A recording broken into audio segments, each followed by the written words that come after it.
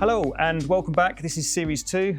My name's Anthony Groom. I'm the Business Sector Manager here at Arrow ECS for our Network and Security Division, and I'm glad to be joined again today with Robert Hann. Thank you, Anthony. Yes, I'm Robert Hann from Entrust. Good stuff. Robert, so today I just wanted to talk to you about some of your key value drivers. So if it's okay, we can go through them one by one, Sure. just to understand a little bit more about your key value drivers. So if we could start with your optimised operation efficiencies. Of course. So just to start, our value drivers are really about why customers buy our solutions. Customers buy for multiple reasons. In cybersecurity, it typically falls into reduce risk or reduce cost or increase efficiency, those kind of things. So our three value drivers are a culmination of the last couple of decades of us engaging with customers and the reasons why they buy, not looking at Entrust, but actually looking at the customer's return on investment. So the first one, operational efficiency, optimize operational efficiency. We've grown cryptography in our organizations exponentially. As data has expanded, we add more and more cryptographic keys and secrets and certificates, and we've ended up with a massive bowl of spaghetti that now needs untangling. Okay.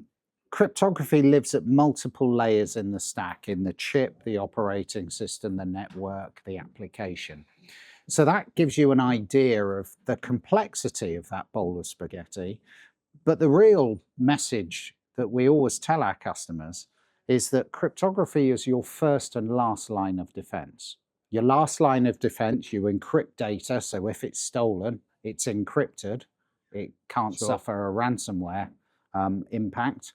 And your first line of defense, cryptography, even though you wouldn't know it, is at the front end of every access control in terms of identity or PKI or whatever.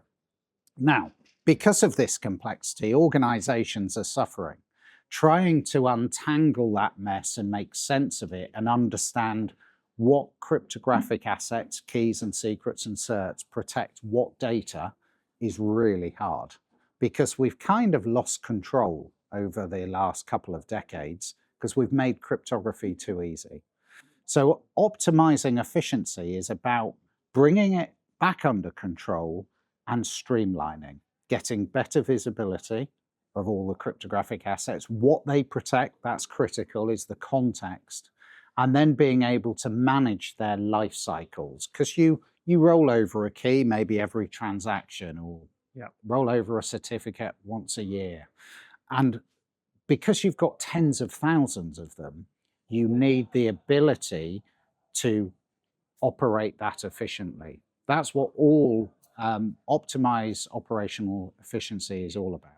Perfect, great stuff. And the second one, which is reduce risk of data loss? Well, that's fundamental, really. It's why we're here. It's why we're sat in this building, and we're a 50-year-old company. That's a primary focus for data security at Entrust. Clues in the title.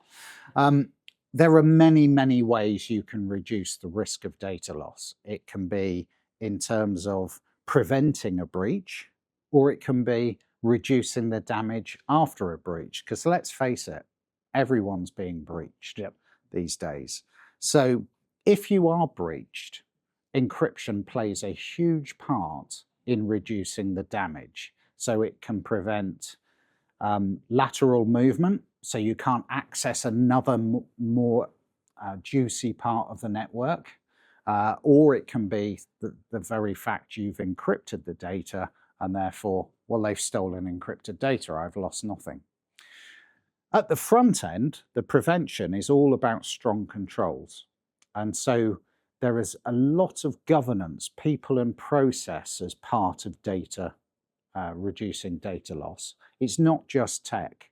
And one of the things organizations, I guess, have learned over the last couple of decades is that cryptography is only as strong as the protection of the keys. So if you leave that key in software or in data, it can be found. So you need to use an Entrust HSM, a hardware security module, to add much, much stronger protection of that key. And it's all those kind of aspects, that layering, when we talk about risk of data loss. Okay, brilliant. And your third key driver, how do Entrust achieve compliance? Well, the world is full of compliance. Compliance standards are getting harder and harder. The benchmarks are getting higher and higher. I mean, in the last 3 or 4 years, we've had some major regulations introduced in Europe, like NIS2 and DORA, which is all about critical infrastructure and cyber resilience. Compliance is never going to get easier or less expensive to achieve. So what we're aiming for is to give solutions to our customers that makes compliance more efficient. So you still have to meet these ever-increasing standards, but you do it in a more efficient way. So we make the audit process easier. So that visualization of all these keys and secrets and certs that protect all your data, we make access to that information. Sure. And we use smart tools to enable you to make better decisions when it comes to compliance. So a good example is a customer we've literally just sold to this week, a big major airline, and they have a very complex compliance challenge. For them, aeroplane safety is the number one, which is tightly linked to security, because a plane is true cloud computing. It's a data center in the sky. So they had to look very, very carefully at how they demonstrate to their regulators, to the International Civil Aviation Authority and so on, about how they protect the security of an aircraft, which implies how do they encrypt and sign and code sign data and everything that goes into an aeroplane. And so their compliance challenge was probably up there, sky high. Sky high, no pun intended. No pun intended, compared to many other industries. We also deal a lot in military. Now, compliance there is way up there. So understanding how you manage and govern cryptography is probably more important than the cryptography itself, because you can easily make mistakes. So we help organizations not only to achieve compliance and to do it efficiently, but also to maintain it more easily. Sure. And you mentioned some challenges of one of your customers that you recently worked with. You know, what would you say customers' biggest challenges are then at the moment? And, you know, we're talking to our partner community, how can they help those customers with those challenges? Well, we've already touched on one of the big challenges is complexity or operational efficiency. Our landscapes have got so complex, like the airline example. Yep.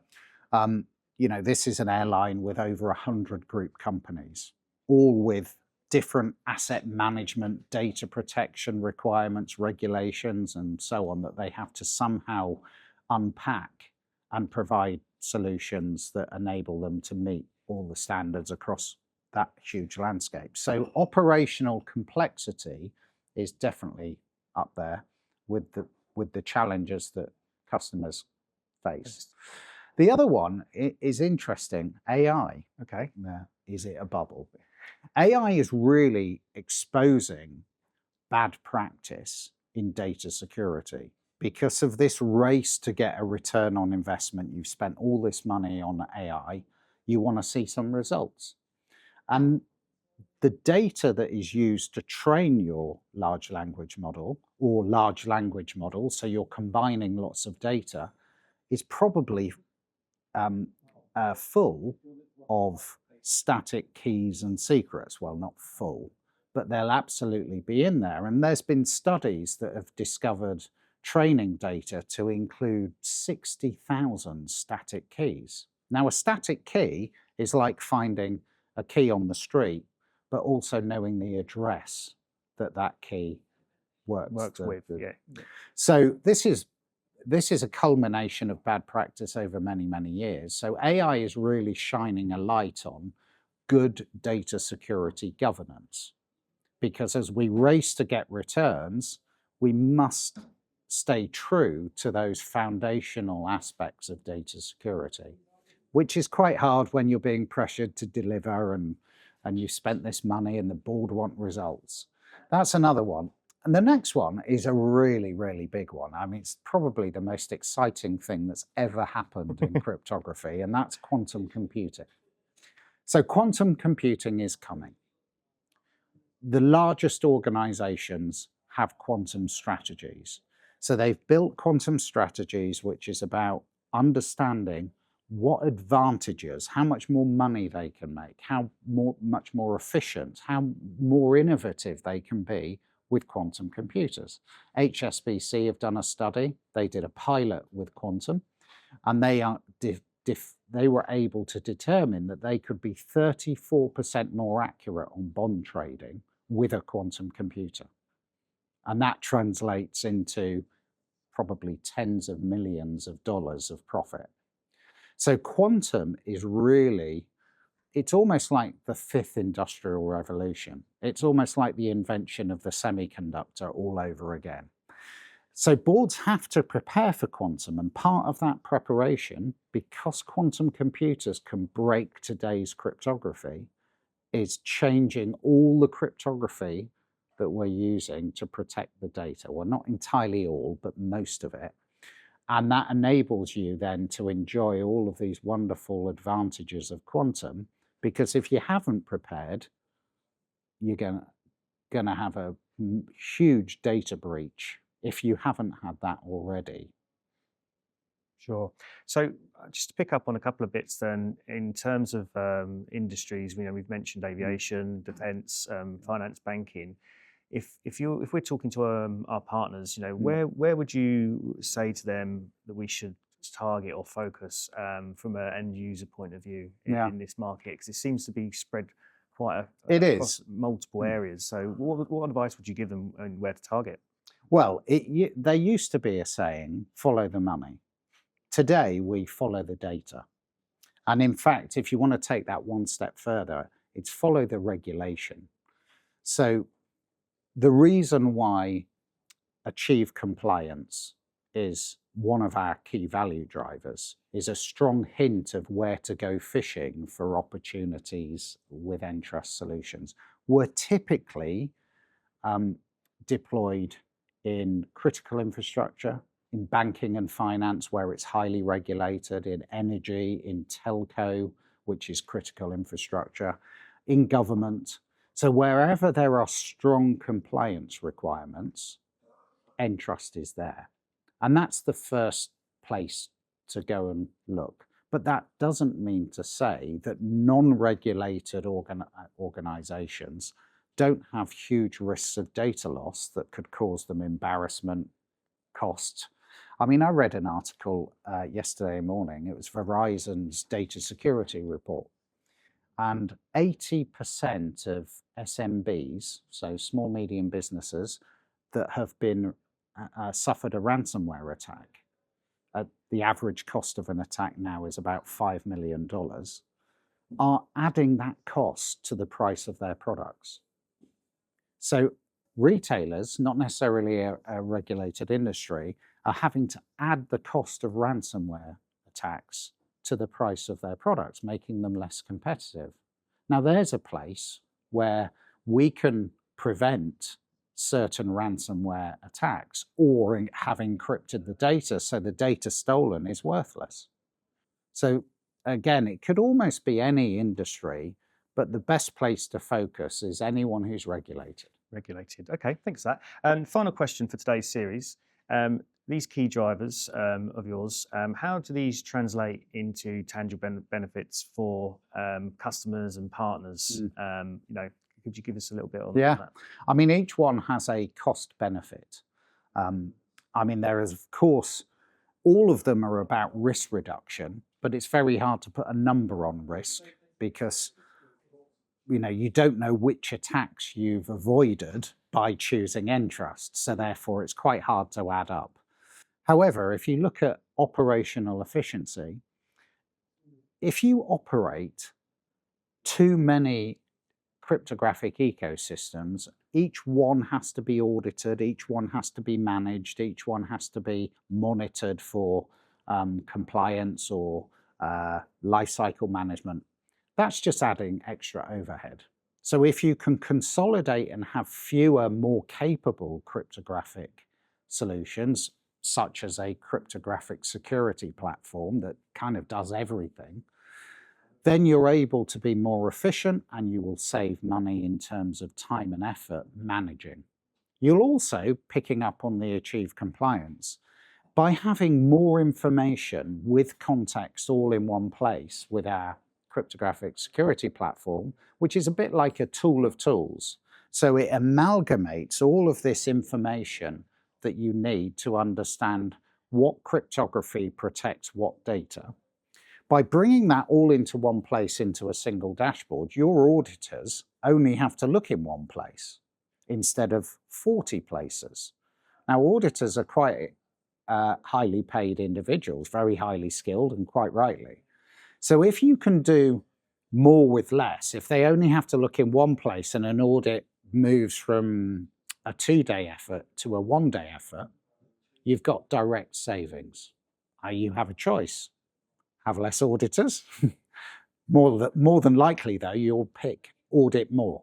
So it allows you to do more audits. And then the one in the middle, risk of data loss. Risk of data loss has direct costing consequences. The biggest one is recovery. So if you've suffered a breach, how quickly you can recover. And we've got a great example here in the UK, Jaguar Land Rover. I mean, how many weeks did it take them to recover? Yeah. And how much cost has been, I think, 2 billion, wasn't it? I think so, yeah.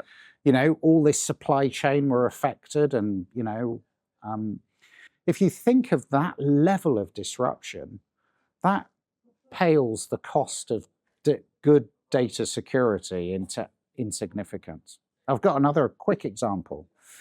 SK Telecom in Korea, they had a breach where their subscriber key on their SIM card wasn't protected with HSMs.